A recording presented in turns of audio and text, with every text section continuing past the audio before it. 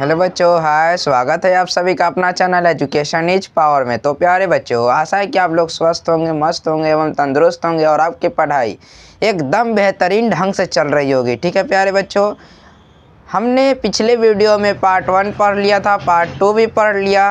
Physics के chapter number 1 विज्ञान और मापन जो कि है अभी समाप्त होने के कगार पे है। दोनों पार्ट जो है ख़त्म हो चुका है और हम आज के इस वीडियो में पढ़ने वाले हैं, न्यूमेरिकल को जानने वाले हैं और उनसे रिलेटेड जितने भी फार्मूले हैं उन सभी को जानेंगे। तो इस न्यूमेरिकल को स्टार्ट करने से पहले हम लोग थोड़े से फार्मूले को देख लेते हैं और फार्मूले को देखने के बाद हम थोड़ी सी न्यूमेरिकल को देख लेंगे। मतलब ये जो चैप्टर है प्यारे बच्चों, ये बहुत ही इजी चैप्टर है और इजी चैप्टर होने के कारण ही इसमें न्यूमेरिकल की संख्या बहुत ही कम है, न के बराबर है। ठीक है, तो हम लोग क्या करते हैं, पहले इसको फार्मूला को देख लेते हैं और उसके बाद इससे रिलेटेड जितने भी न्यूमेरिकल बनेंगे उन सभी को करा दिए जाएंगे अगर टाइम बचे तो, और नहीं तो थोड़ी सी न्यूमेरिकल को कराकर छुट्टी कर लेंगे, क्योंकि हमें एग्ज़ाम में न्यूमेरिकल का एग्ज़ाम तो नहीं ना देना है। क्योंकि हमसे मैट्रिक के एग्ज़ाम में आप लोगों से कभी भी न्यूमेरिकल क्वेश्चन नहीं पूछे जाएंगे। जो भी है,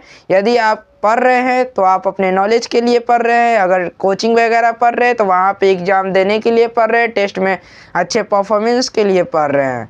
ये न्यूमेरिकल जो होता है वो आपके बोर्ड के एग्ज़ाम में कभी नहीं पूछे जाते, और पूछे भी जाते हैं तो बहुत ही इजी सा 1-2 क्वेश्चन न्यूमेरिकल से उठा कर पूछ दिए जाते हैं। ठीक है, तो यहाँ पर आप देख सकते हैं आज हम लोग फार्मूला डिस्कस करने वाले हैं और उसी पे 1-2 न्यूमेरिकल को देखने वाले हैं। ठीक है, तो देखिए कि जैसा कि यहाँ पर देख रहे हैं आयतन का मात्रक, ये फार्मूला प्यारे बच्चों आप लोगों को लग रहा होगा कि ये जो है वो मैथ का फार्मूला होगा, लग रहा है ना। ये एकदम मैथ के तरह ही फार्मूला है। मैथ, फिजिक्स और केमिस्ट्री, ये 3 सब्जेक्ट जो है वो एकदम मैथ से रिलेटेड ही हैं। यहाँ पर आप देख सकते हैं ये जो मैथ है, फिजिक्स है और ये जो केमिस्ट्री है, इन सभी का रिलेशन आप लोग जानते हैं। ये मैथ जो है वो इन दोनों का क्या है तो भाई है, और ये फिजिक्स जो कि बहन है, और केमिस्ट्री भी क्या है, इसके बहन ही है। तो ये दोनों जो है इसी से रिलेट करता है, फिजिक्स मैथ से ही। ये फिजिक्स और केमिस्ट्री जो है वो मैथ से ही रिलेट करता है। ठीक है, तो इन तीनों के बीच संबंध को आप लोग देख लिए ना। ये तीनों के बीच में क्या संबंध है, क्या रिलेशनशिप है, इसको आप लोग पहले पहचान लीजिए, उसके बाद आप इसके अनुसार पढ़िएगा। तो यहाँ पर देख सकते हैं कि यहाँ पर दिया हुआ है आयतन का मात्रक। तो आयतन का मात्रक क्या होता है, लंबाई गुने चौड़ाई गुने ऊंचाई। क्योंकि यहाँ पर आयतन है तो लंबाई गुने चौड़ाई गुने ऊंचाई, आयतन हो गया तो तीनों हो जाएगा। ठीक उसी प्रकार से उसी को यहाँ पर शॉर्ट फॉर्म में यदि आपके ऑब्जेक्टिव में दे दिया जाता है आयतन का मात्रक, तो आप क्या बोलेंगे, लंबाई का मात्रक गुने चौड़ाई का मात्रक गुने ऊंचाई का मात्रक। यानी कि 3 गो गुना में m लिख दीजिएगा, m गुने m is equal to m के पावर q। क्योंकि आयतन हमेशा q में ही, क्यू से ही डिनोट किया जाता है। जब भी आयतन आपसे पूछ दिया जाता है तो उसको क्यू में बताया जाता है। लेकिन जब भी आप लोगों को यदि क्षेत्रफल पूछ दिया जाता है ना, तो उसका हमेशा स्क्वायर में व्यक्त किया जाता है। जैसा कि आप लोग यहाँ पर देख सकते हैं, यहाँ पर मीटर क्यूब आप लोगों को देख ही लिए। यहाँ पर देखिए क्षेत्रफल का मात्रक लंबाई गुने चौड़ाई होता है, जिसको m गुने m से तो हम लोग व्यक्त कर ही देते हैं। लेकिन इसको हम जब ऑब्जेक्टिव में आएगा तो आपको मीटर स्क्वायर आएगा। आपसे पूछ दिया जाएगा कि निम्नलिखित में से क्षेत्रफल का मात्रक क्या है, तो यहाँ पर 4 ऑप्शन रहेंगे, तो आपको मीटर स्क्वायर ही मारने हैं। ठीक है, तो यहाँ पर आप देख लीजिए घनत्व का मात्रक। घनत्व का हमेशा जो रहता है वो हमेशा घनत्व के बारे में पूछेगा तो हमेशा भिन्न के रूप में रहेगा, बट्टे के रूप में रहेगा। तो घनत्व का मात्रक क्या होगा, द्रव्यमान और बट्टा में आयतन, द्रव्यमान बटा आयतन। जिसको जब हम जब इसको हम सॉल्व करते हैं तो यहाँ पर द्रव्यमान का मात्रक और बट्टा में आयतन का मात्रक इक्वल टू किलोग्राम बटा मीटर क्यूब। द्रव्यमान को हमेशा किलोग्राम में मापा जाता है और आयतन को मीटर में मापा जाता है। तो उसी को यहाँ पर दे दिया है, और इसको शॉर्टकट में यहाँ पर जब आपसे ऑब्जेक्टिव में पूछा जाता है तो किलोमीटर पर किलोमीटर, किलोग्राम और पर मीटर क्यूब जिसको ऐसे भी हम लोग लिख सकते हैं, ऐसी बात नहीं है, किलोमीटर और बट्टा में मीटर क्यूब, ऐसे भी हम लोग लिख सकते हैं, किलोमीटर और मीटर क्यूब। ठीक है, तो यहाँ तक में आप लोगों को कहीं प्रॉब्लम है? क्योंकि ये फार्मूला है और फार्मूला में आशा है कि आप लोगों को तो कोई प्रॉब्लम होगा नहीं। अब हम लोग आगे बढ़ते हैं इसको इरेज करके। तो देखिए प्यारे बच्चों, यहाँ पर बहुत सारे अभी फार्मूला मैंने लिखा है, बहुत सारे यहाँ पर देख सकते हैं, सभी के मान वगैरह लिख दिए हैं। छोटा से छोटा और बड़ा से बड़ा मान को हम लोगों ने यहाँ पर व्यक्त किया है, जो कि हमारे न्यूमेरिकल क्वेश्चंस में बहुत ज़्यादा योगदान करेंगे। ठीक है, बहुत ज़्यादा सहयोग करने वाले ये सभी मान। तो यहाँ पर देख सकते हैं कि 1 इंच बराबर कितना होता है? तो 2.45 सेमी। 1 इंच बराबर 2.45 सेंटीमीटर होता है। ठीक है, और यहीं पर हम देखें तो 12 इंच बराबर 1 फुट होता है, 3 फुट बराबर 1 गज होता है, 1760 गज बराबर 1 मील होता है, और 1 कैलोरी बराबर 4.18 जूल होता है। CAL को आप कुछ मत समझिएगा, ऐसा वैसा कुछ मत समझिएगा, इसका मतलब होता है कैलोरी। CAL से व्यक्त किया जाता है कैलोरी को। ठीक है, तो यहाँ पर में कोई दिक्कत है तो बोल सकते हैं आप लोग, यहाँ पर कोई दिक्कत होने वाली तो ऐसी कोई बातें नहीं है। यहाँ पर देख सकते हैं कि एक इलेक्ट्रॉन का द्रव्यमान 9.1 × 10⁻31 kg होता है। एक इलेक्ट्रॉन का द्रव्यमान कितना होता है? 9.1 × 10⁻31 kg होता है। ठीक है, पृथ्वी का द्रव्यमान 6 × 10⁻24 kg होता है। कितना होता है? 6 × 10⁻24 kg। और वहीं पे यदि पूछ दिया जाए 1 AMU बराबर 1.66 × 10⁻27 kg होता है। यदि आपसे पूछ दिया जाता है कि पृथ्वी का त्रिज्या कितना होता है, तो 6.4 × 10⁻6 kg, 6.4 × 10⁻6 kg होता है पृथ्वी का त्रिज्या। तो प्यारे बच्चों, यहाँ पर में कहीं भी तनिक भी प्रॉब्लम है तो आप लोग कमेंट ज़रूर कीजिएगा, हम उसका निवारण करेंगे, हम उसका हल निकालने की कोशिश ज़रूर करेंगे। यहाँ पर आप देख सकते हैं कि 1 पाउंड बराबर 0.4536 किलोग्राम, 1 पाउंड बराबर 0.4536 किलोग्राम होता है। 1 एंगस्ट्रम बराबर 10⁻⁻10 मीटर होता है। 1 कैरेट बराबर 0.2 ग्राम होता है, और 1 क्विंटल बराबर 100 किलोग्राम। जैसे गेहूँ, चावल, ये सब जितने भी चीज़ें हैं ये सब क्विंटल में मापे जाते हैं, और एक क्विंटल का मतलब होता है 100 किलोग्राम। ठीक है, 1 टन बराबर 10⁻3 किलोग्राम, 10⁻3 किलोग्राम। 1 पास्कल बराबर 1 न्यूटन पर मीटर स्क्वायर, और 1 अश्व शक्ति जिसको HP भी बोला जाता है, जिसका मतलब होता है 746 वाट, और 1 प्रकाश वर्ष बराबर 9.46 × 10⁻15 मीटर, 9.46 × 10⁻15 मीटर, और 1 पारसेक बराबर 3.26 प्रकाश वर्ष। ठीक है प्यारे बच्चों, तो यहाँ पर आप लोगों को तनिक भी कहीं से प्रॉब्लम है? यदि नहीं है तो आप लोग इसको जल्दी से जल्दी स्क्रीनशॉट ले लीजिए। ठीक है, आगे हम इसको मिटा देते हैं, आप लोग स्क्रीनशॉट ले लीजिए जल्दी जल्दी। हो गया? तो यहाँ पर आप देख सकते हैं प्यारे बच्चों कि यहाँ पर अब हम न्यूमेरिकल स्टार्ट करने वाले हैं। क्या स्टार्ट करने वाले हैं?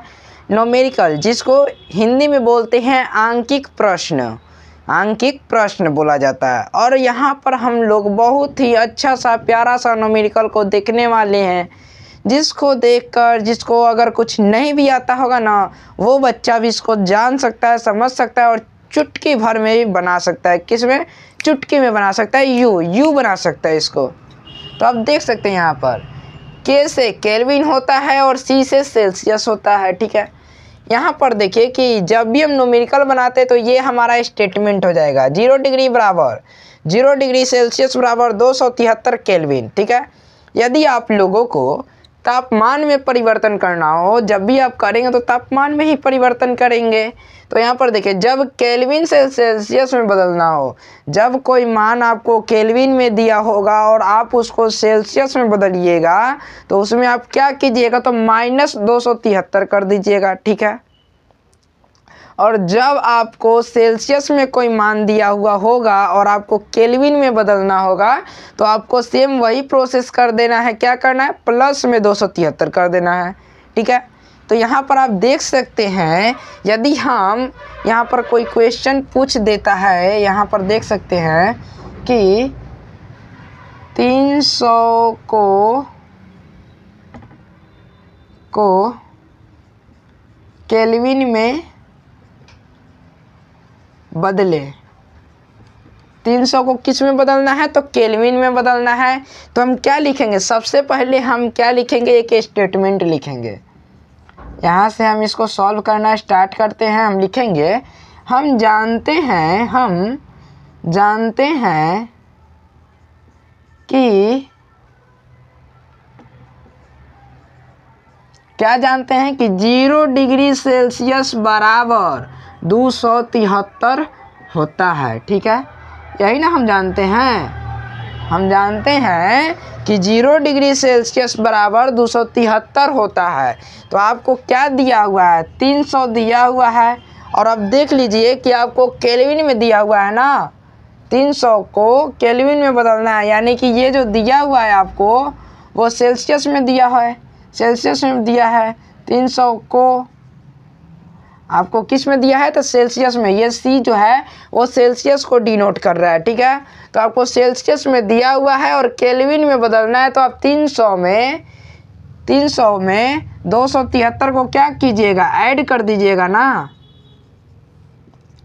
तो आपका क्या हो जाएगा? 573 हो जाएगा। ये केल्विन में आपका आंसर आ गया। कितना इजी सा टॉपिक है। यदि आपको सेल्सियस में दे दे और केल्विन में बदलना हो तो बदल दिए। यदि आपको कोई संख्या दे दिया होता केल्विन में, मान के चलिए 400 आपको केल्विन में दे देता और बोलता को सेल्सियस में बदले, सेल्सियस में बदले, तो आप कैसे बदलते? फिर से हम वही स्टेटमेंट लिखते। क्या लिखते? कि हम जानते हैं कि क्या जानते हैं? कि 0 डिग्री सेल्सियस बराबर 273 होता है। ठीक है, यही ना जानते हैं आप। तो यहाँ पर लिख दिए। अब 400 जो है वो केल्विन में है, 400 केल्विन में हम लिख लेते हैं। गौर कीजिएगा यहाँ पर। और सेल्सियस में हमको बदलना है, तो हमको क्या करना है? तो ये देखिए यहाँ पर -273 करना है ना, तो हम -273 कर देते हैं। ठीक है, तो यहाँ पर कर लीजिए माइनस। क्या हो जाएगा? 10 में से 3 को घटाइएगा तो कितना हो जाएगा? 7 हो जाएगा। लेकिन ये अब 9 बचेगा, 9 में से 7 को घटाइएगा तो 2 बच जाएगा, और 4 में से 2 को घटाइएगा तो 2 बच जाएगा। यानी कि 400 में से 273 को यदि आप घटा लेते हैं तो कितना बच जाएगा? 227। थोड़ा सा डिसमिस हो रहा है, थोड़ा सा देख लेते हैं। और 10 में से 3 गया 7, 9 में से 7 गया 2, 127 बच जाएगा। ठीक है, यहाँ पर एक हो रहा था डिसमिस, यहाँ पर 127 बच जाएगा। ठीक है प्यारे बच्चों, हम यहाँ पर देख लेते हैं थोड़ा सा बुक में, आंसर तो सही है ना।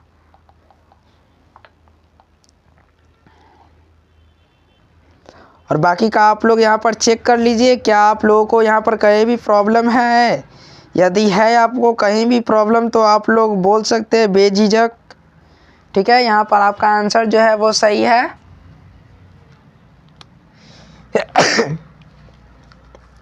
तो प्यारे बच्चों, हम लोग 1-2 और क्वेश्चन को डिस्कस कर लेते हैं। यहाँ पर आप देख लीजिए 600 जो है वो केल्विन में है और आपको सेल्सियस में बदलनी है। तो आप क्या करेंगे? लिखेंगे वही स्टेटमेंट, हम जानते हैं कि 0 डिग्री सेल्सियस बराबर 273 होता है। यही ना जानते हैं। यदि आपको केल्विन में दे रहा है और सेल्सियस में बदलना है तो 273 माइनस करना होगा, 273 माइनस करना होगा। यदि आप लोग 273 माइनस कर लिए तो आपका कितना आंसर आया? आप लोग कमेंट कीजिए जल्दी से जल्दी, हम लोग इसको माइनस कर लेते हैं। 273 आपको माइनस करना है। 10 में से 3 गया तो 7 हो गया, 9 में से 7 2, 5 में से 2 3, 327 आपका आंसर आ गया। ठीक है, तो यहाँ पर कहीं भी आप लोगों को प्रॉब्लम है तो बोल सकते हैं। तो प्यारे बच्चों, आशा है कि आप लोगों को यह न्यूमेरिकल बहुत ही अच्छी प्रकार से समझ में आ रहे होंगे। तो प्यारे बच्चों, इस वीडियो को लाइक कीजिएगा, सब्सक्राइब कीजिएगा, बेल आइकन को ज़रूर प्रेस कर लीजिएगा और इस वीडियो को ज़्यादा से ज़्यादा शेयर ज़रूर कीजिएगा अपने मित्रों के साथ। धन्यवाद प्यारे बच्चों।